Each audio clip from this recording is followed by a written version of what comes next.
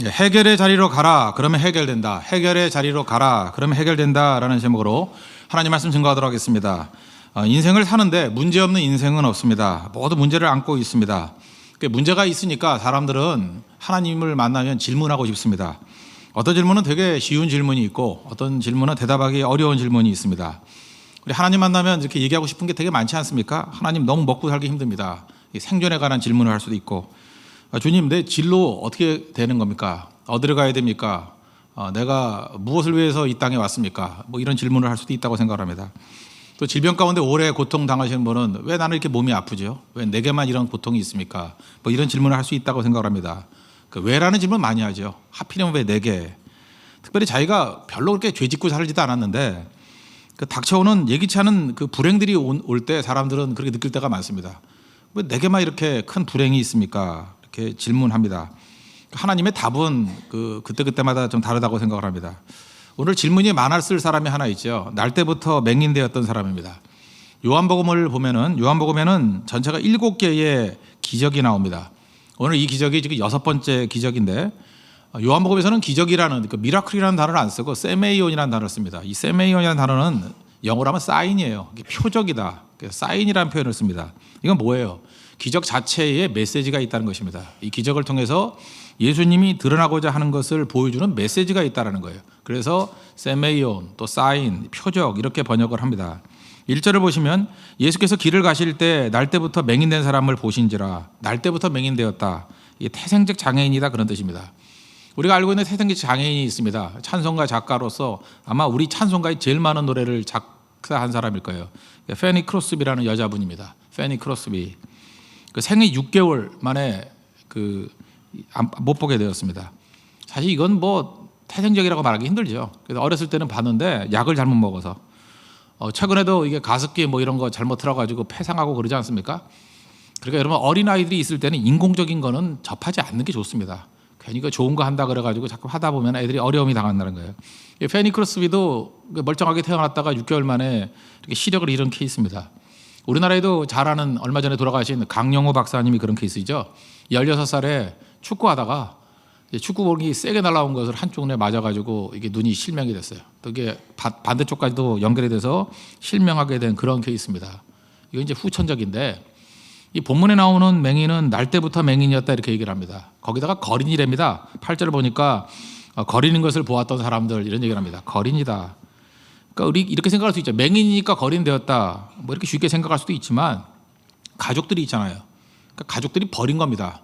본문을 보니까 부모도 있었어요. 그리고 친척들도 있었습니다. 근데 배척한 거예요. 제가 어렸을 때는 이 장애인이 되면 가족들도 버린 경우가 많았어요. 그걸 버리는 것을 또 당연하게 생각했던 좀 잔혹한 시대였습니다. 버리는 애들이 있었다니까요. 그래서 부모가 버려가지고 이렇게 구걸하고 다니는 사람들 제가 목격했던 경우도 여러 번 있습니다. 아마 이 당시엔 그랬던 것 같아요. 이 맹인이라고 버려서 배척당한 아픔이 있는 존재입니다.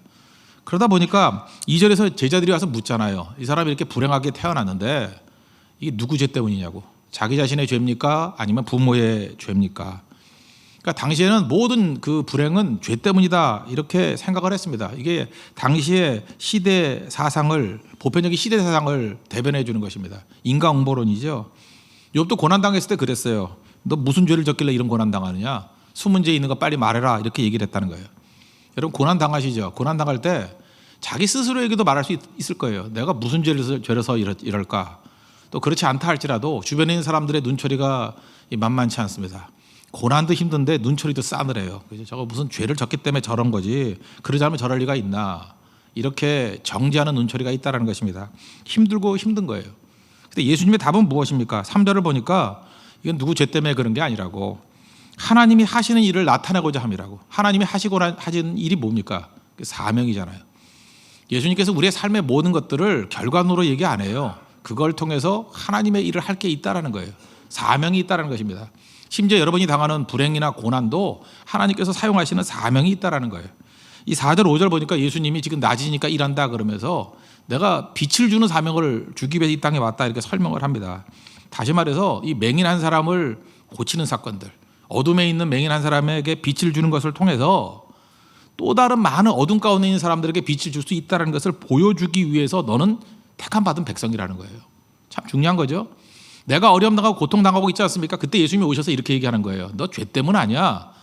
네가 나를 만나서 빛을 만나고 난 다음에 회복될 거야. 그걸 통해서 많은 사람들도 그 길을 따라가기를 원하기 때문에 내가 너를 부른 거야.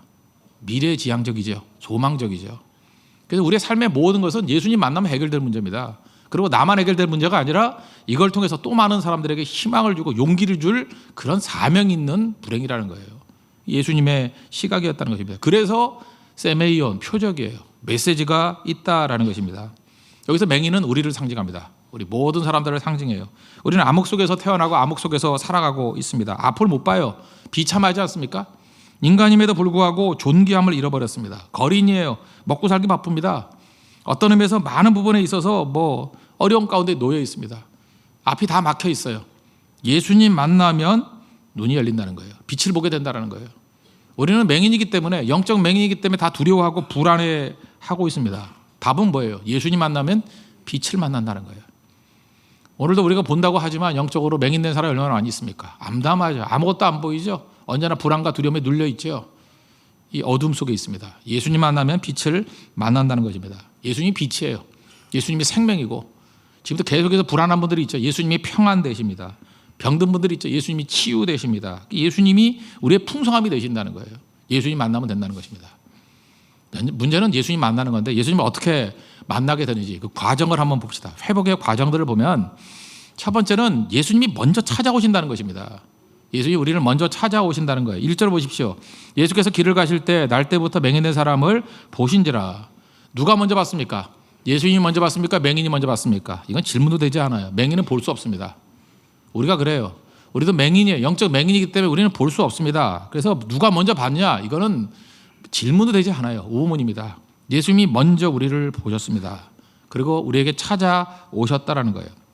오늘 예배 나온 모든 성도들, 내가 찾아온 게 아닙니다. 예수님이 우리를 부르신 거예요. 예수님이 주도권을 주시고 먼저 사랑의 행동을 하신 것입니다. 여러분들이 오늘 예배 있는 자리 알았습니까? 예수님이 부르신 거죠. 어떤 때는 아들을 통해서, 딸을 통해서, 친구를 통해서, 부모님을 통해서 우리 부른 거예요. 오라고. 그래서 성경에 나오는 모든 패턴은 부르심과 응답이에요. 그죠? 우리가 사역을 할 때도 원리가 그렇다 그랬죠. 부르시고 응답이라고. 그래서 교회에서는 어디 찾아가가지고 이것 좀 해줄래 하면 플리즈 하면서 이 사정하고 비는 거 아닙니다. 그거는 교회에서 하는 일이 아니에요. 비전 선포를 하고 하나님의 부르심을 선포하는 겁니다. 그리고 그걸 들은 백성들이 응답하는 거예요. 믿음으로 응답하는 거예요. 그게 교회의 사역의 사이클입니다. 구원도 마찬가지라는 거예요. 구원도 내가 찾아가는 거 아닙니다. 주님이 우리를 부르셨어요. 부르셨을 때 우리가 응답하는 것입니다. 모든 이방 종교의 특징이 무엇입니까? 인간이 신에게 찾아가는 거예요. 그죠? 그래서 불교 같은 데 치성 드린다 그러잖아요. 치성 또는 지성이면 감청, 정성, 뭐라 그러죠? 엎드려 절하기도 하고, 기와장 사기도 하고, 다 인간이 하나님을 찾아가는 거예요. 신을 찾아가는 거예요. 근데 기독교는 그렇게 말하고 있지 않습니다. 하나님이 찾아오셨대요. 먼저 우리에게 다가오셨답니다. 우리는 찾아갈 수 있는 존재가 아니에요. 맹인이기 때문에. 우리를 찾아오셨다는 것입니다. 우리가 해야 될 일은 뭐예요? 그분을 영접하는 거예요. 요한계시록에도 보니까 문을 두드린다고 그랬어요. 우리가 문을 열고 영접하면 그가 나와 더불어, 나는 또 그와 더불어 먹고 마시리라. 언제나 찾아오시는 주님을 영접하는 것이 우리의 모습이 된다는 것입니다. 조금 전에 찬양했던 나 어디 거할지라도 주님께서 날개 가운데 나를 지켜주신대요. 주님 먼저 찾아오시는 거예요. 우리가 그걸 영접하고 받아들일 뿐이라는 것입니다. 예수님께서 오병이어 기적을 행하시고 난 다음에 이제 산으로 올라가서 기도하셨습니다. 우리 인생 가운데 많은 부분에 있어서 예수님이 멀리 떠나가 있다고 생각하는 사람들이 많이 있어요. 그래서 나 홀로 있다. 특별히 고난 가운데 있는 사람들은 나는 혼자 있다라고 생각을 합니다. 제자들이 밤중에 배 타고 갈릴리 호수를 건너가고 있었거든요. 풍랑이 일었습니다. 그때 다 죽게 됐습니다. 예수님이 안 계셔서. 그때 예수님이 기도만 하고 계신 게 아니었어요. 마가복음 6장 48절을 보니까 제자들이 힘겹게 노젓는 것을 보셨답니다. 누가 봤어요? 예수님이 봤어요. 옛날에는 괴로이 노젓는 것을 보셨다. 힘겹게 노젓는 것을 보셨다. 그리고 밤 4경쯤 한밤중입니다. 예수님이 바다 위를 걸어오셨대요. 이 기적이 왜 일어난 겁니까? 그 제자들을 건지기 위해서. 우리 인생도 마찬가지예요. 우리도 괴로이 노조일 때가 있습니다. 인생도 힘들죠. 너무너무 힘들어요. 어떤 때는 이게 간병하는 것도 힘들고, 어떤 때는 먹고 살기도 힘들고, 어떤 때는 내가 책임져야 될 짐이 너무 많습니다. 무거운 짐을 나홀로 지고 견디다 못해 쓰러질 때. 그 노래도 다 못하면서 쓰러지는 사람들이 있어요. 혼자라고 생각을 합니다. 근데 그때 예수님께서 오시는 거예요. 밤사경에 오시는 거예요. 그저 괴롭게 노젓고 있을 때, 힘겹게 노젓고 있을 때 찾아오시는 분입니다. 그게 예수님이라는 거예요. 언제나 우리 옆에 계십니다. 누군가 널 위해서 기도한다 그러잖아요. 우리 위해서 기도하고 보시고 계시는 예수님 계신다는 거예요. 그분 믿고 의지해야 된다는 것입니다. 옛날에 그 치킨 스프 시리즈 있었죠. 치킨 스프 뭐 하면서 누구를 위한데 그 for couple soul, 그러니까 뭐 커플들끼리 이야기를 모아놓은 게 있어요. 우리나라에 번역되기는 우리는 다시 만나기 위해 태어났다, 뭐 이런 책으로 나왔어요. 근데 그 이야기 가운데 하나가 나를 지켜보는 사람이라는 그런 챕터가 하나 있어요. 그 책을 얘기를 하나 소개할게요. 마크 앤더슨이라는 공군 조종사입니다. 근데 자기 와이프가 있는데 아내가 수잔이에요. 수잔. 나이는 34살. 그런데 시력이 안 좋아가지고 병원에 가가지고 이렇게 수술을 받았는데 의료사고죠. 실명했습니다. 그래서 이렇게 눈을 함부로 달아놓은 게 아니에요. 그죠? 미국에서 이렇게 실명을 했어요. 눈 수술 잘못하다가 실명을 했어요. 아마 초창기 때 라식인가 뭐 라섹인가 뭐 그런 거 하다가 이렇게 된 것 같아요. 그죠? 제가 보니까 초창기 때. 그래서 분노심도 생기고 좌절감도 생기고 자기 연민에 빠지게 되었습니다. 근데 이 수잔이라는 여자분은 굉장히 적극적인 사람입니다. 체질이 그래요. 그래서 슬픔을 접고 재활 훈련했습니다. 그리고 직장도 계속 다니겠다고. 그죠? 그러면서 보이지 않는 생활에 대해서 적응하려고 애를 썼습니다. 남편이 잘 도와줬어요. 이 공군조종사인 마크 앤더슨이 잘 도와줬어요. 마크가 잘 도와줬습니다. 그러다가 이제 몇 달 동안 재활 훈련 시키고 난 다음에 갑자기 남편이 폭탄 같은 선언을 하는 거예요. 나도 이제 내 일하기 바쁘니까 이제 계속 이렇게 옆에만 있을 수 없지 않냐고. 그죠? 당신은 이제 혼자 살아야지. 그래서 직장 혼자 가라고. 그죠? 그래서 이제 혼자 버스 타고 가라고. 그렇게 선언을 해버렸습니다. 이 아내가 너무너무 섭섭한 거예요. 눈물이 핑 돌고, 그죠? 세상에 믿을 놈 하나도 없다더니 이 인간이 이럴 수가 있나. 그러면서 이제 버스를 타고 가는 거예요. 뭐 부딪히기도 하고 무릎도 깨지고, 그죠? 이렇게 더듬거리고 참 힘들었답니다. 그래서 1년 가까이 이렇게 직장 다녔다라는 거예요. 거의 같은 버스 탔겠죠. 미국은 뭐 버스가 일정 시간이 오니까. 그 운전사가 한 번은 수잔에게 1년쯤 지나고 난 다음에 그러더라는 거예요. 난 당신이 부럽다고. 그러니까 이 여자분이 이제 의아해서 아니 앞도 안 보이는 사람이 뭐가 부럽냐고 그랬더니 당신같이 보호받고 사랑받는 여자라 그러면 정말 살만한 세상이라고. 참 행복하지 않냐고. 왜 그러냐 그랬더니 진짜 몰랐냐고. 1년 360일 하루도 안 빠지고 당신 남편이 항상 당신 그 10m쯤 거리 떨어지고 맨날 와가지고 따라다니고 있었다고.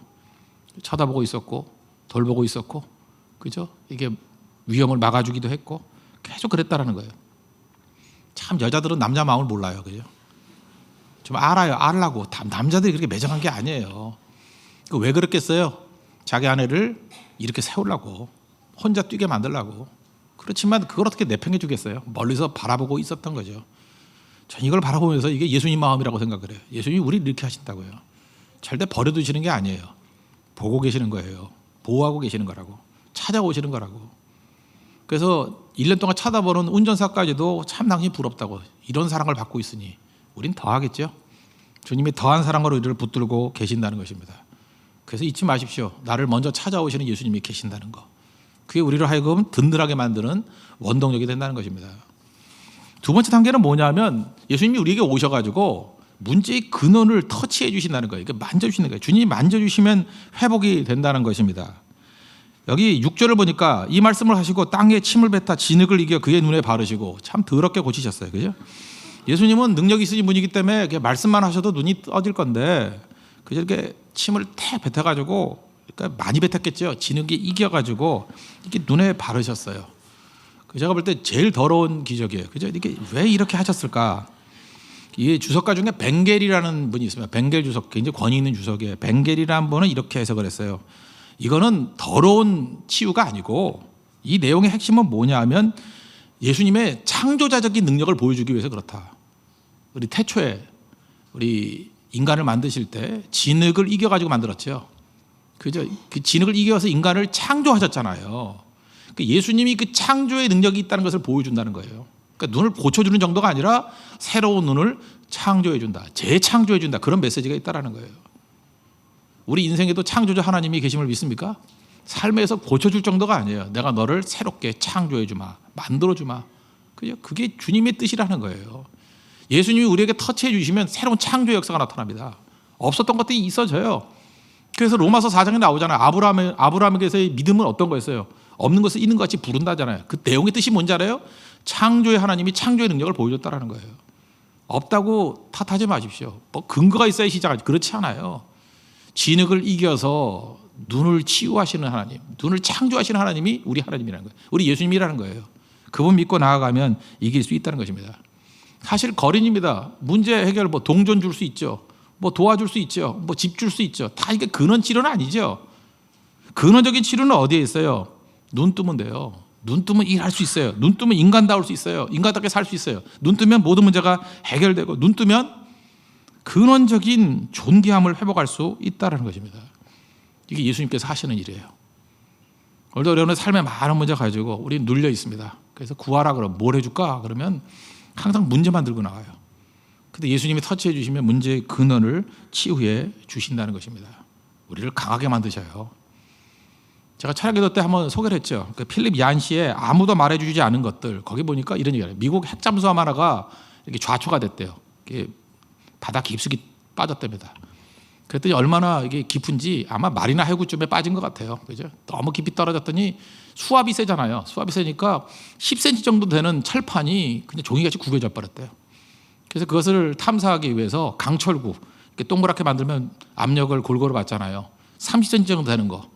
그런 강철구를 내려가지고 관찰을 했답니다. 그랬더니 이게 쭈그러져 있는 걸 봤어요. 얼마나 수압이 강한지. 근데 거기서 또 하나 발견한 게 뭐냐 하면 물고기들이 이렇게 예쁜 물고기가 다니는데 그렇게 수압이 센 곳에도 물고기가 살고 있더라는 거예요. 그래서 물고기를 보니까 그러면 10cm 정도 되는 강철도 이렇게 종이같이 구겨질 정도니까 그 근육질의 물고기가 될 거 아니에요. 이렇게 막 불룩불룩. 근데 그냥 일반 물고기가 똑같더라는 거예요. 얇은 살에, 부드러운 살에. 그래서 궁금했답니다. 저게 어떻게 되는 거냐. 그랬더니 외부의 압력과 물고기 내부의 압력이 똑같기 때문에 사는 거래요.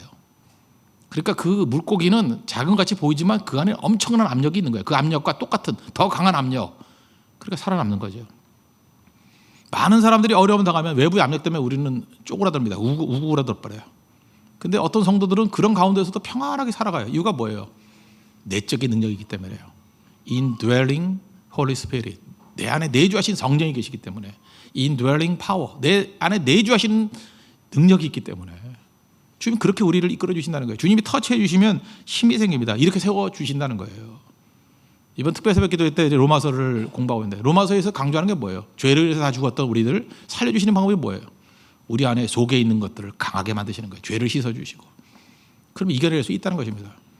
지금 이 시대에 제일 많이 말하는 게 뭐예요? 멘붕이라는 얘기 아니에요? 멘붕이 뭐예요? 멘탈 붕괴를 하면서요.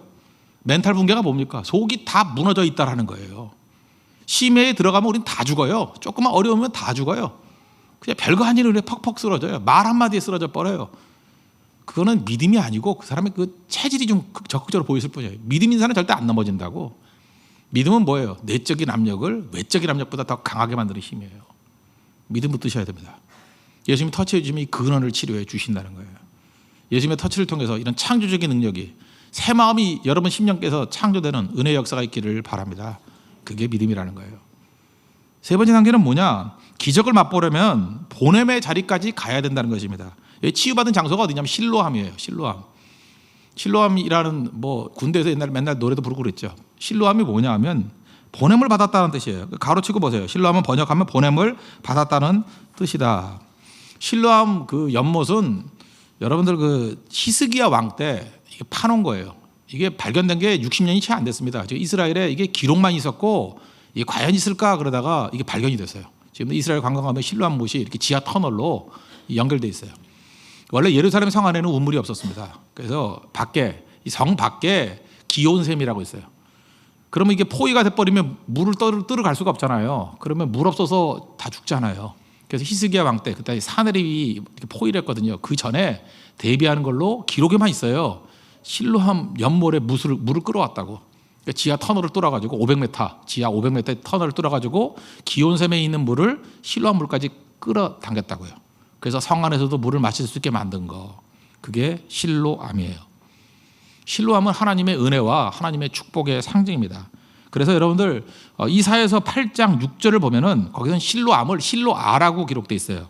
이 백성이 천천히 흐르는 실로아 물을 버리고 르신과 르말리아의 아들을 기뻐하느니라. 이게 이사야서 8장 6절에 나오거든요.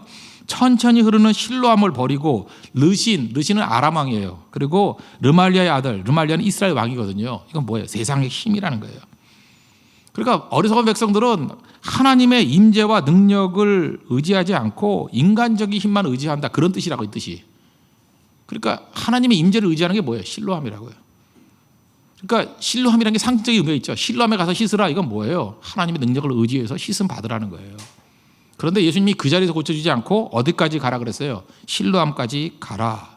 거기까지 가야 된다는 거예요. 어디예요? 보냄받은 자리까지 가야 된다는 거예요. 현장으로 가야 된다는 거예요. 부르심이 있는 자리까지 가야 된다는 것입니다. 이게 뭐예요? 완전한 순종. 여러분들 지금 이 자리에서 예배 드릴 때 물론 치유가 일어납니다. 근데 어느 때는 하나님께서 여러분들을 보내신 자리가 있어요. 거기 가라 그래요.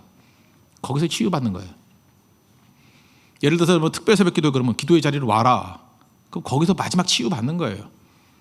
근데 그냥 듣고 그냥 뭐 가면 좋지 이러다가 말아버리면 기적의 역사 나타나지 않는다는 거예요.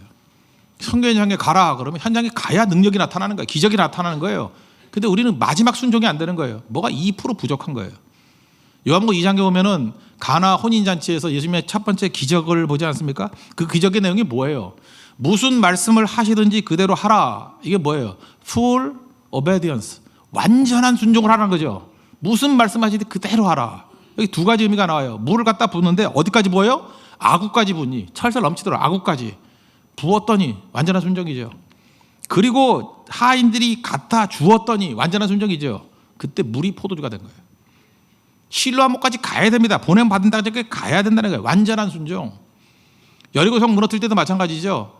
6일 동안 하루에 한 바퀴씩 아무 이상도 없었어요. 금도 안 갔어요. 마지막 날 7바퀴 돌 때에 온전한 순종, full obedience, 완전 순종이 이루어졌을 때 무너졌어요. 나아만 장군도 마찬가지. 11개 5장에도 보면은 요단강에 가서 7번 목욕하라 그러는데 6번까지 아무것도 변함이 없었어요.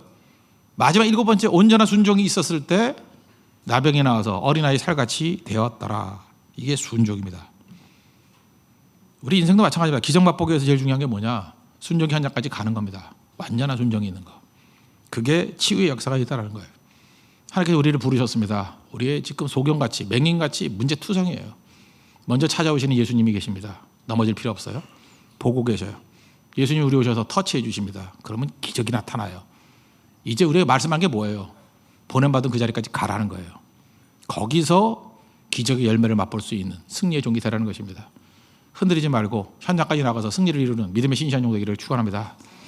이 시간에 찬양하겠습니다. 나 어디 있든지 찬양하고 우리 기도하도록 하겠습니다.